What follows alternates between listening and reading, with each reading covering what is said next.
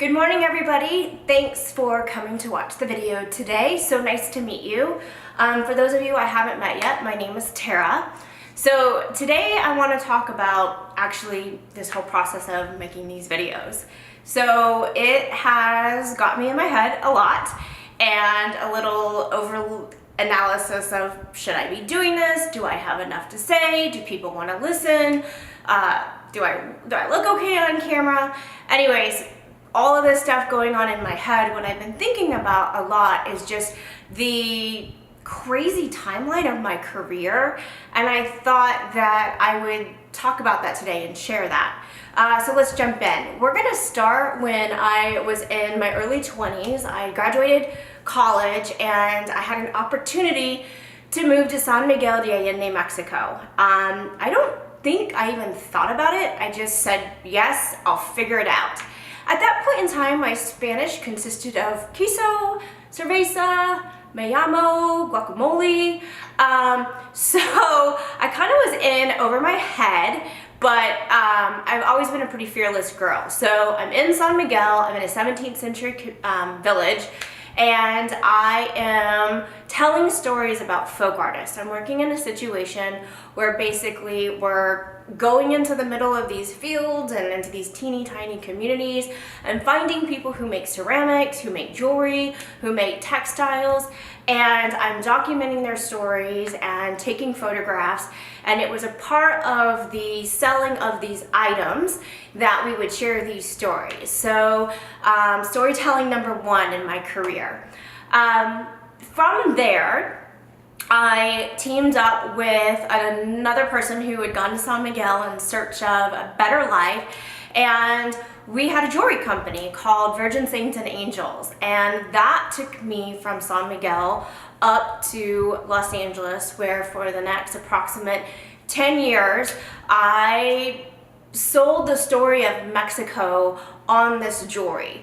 And I was working with Barney's and Ron Herman, Fred Siegel, telling people and packaging this idea of this village and this quieter life in the form of jewelry, and telling these stories that had become so near and dear to my heart. So I was not really in pursuit of being in fashion, or arguably wasn't very fashionable then, but I loved Mexico, and I sold that story and that idea with such conviction that unbeknownst to us, we ended up with a multi-million-dollar company. So that was kind of crazy, but the theme of that was, again, I was selling a story. It was less about the product and more about the concept and the idea and the destination and journey of it.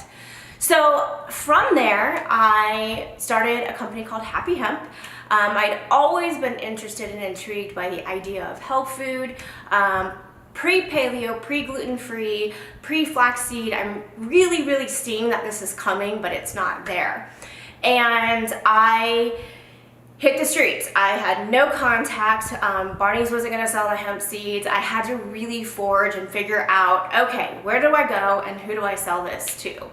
And what I loved about it was that it's one of the most nutritious food sources on earth, and it's probably the most misunderstood. I loved that story, and I aim to give Mary Jane a new reputation. And so I got really creative and started connecting with chefs.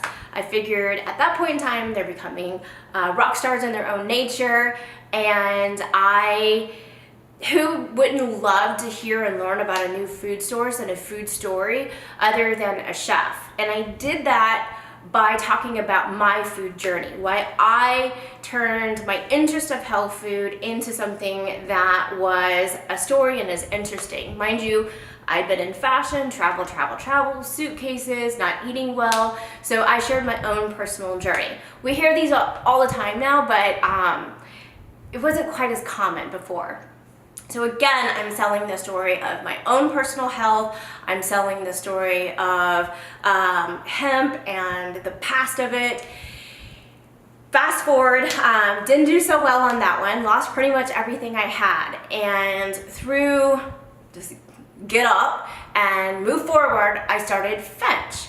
And the timeline and why I think this is important is that I don't feel like I ever failed or wasted time or energy, because I can see how each one of those experiences and careers has led me to starting FNCH, and quite frankly, a quite successful company without me trying very hard, because I'm doing what I love.